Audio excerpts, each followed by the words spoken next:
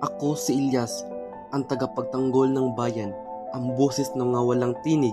Ang buhay ko ay puno ng laban at sakripisyo para sa kalayaan at katarungan. Sa bawat hakbang, ang bigat ng aking tungkulin ay hindi ko maiwasang damdamin.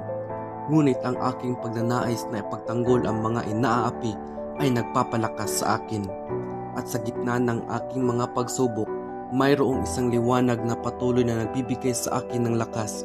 Si Salome, ang kanyang pagmamahal ay nagbibigay ng inspirasyon sa akin upang patuloy na ipaglaban ang mga pangarap ng bayan. Sa kabila ng lahat ng pagsubok at panganib, mananatili akong tapat sa aking mga paniniwala at patuloy na ipagtanggol ang mga inaapi, sapagkat ang pag-ibig kay Salome ay nagpapalakas sa akin upang maging isang tunay na tagapagtanggol at tagapamuno sa daan ng pagbabago.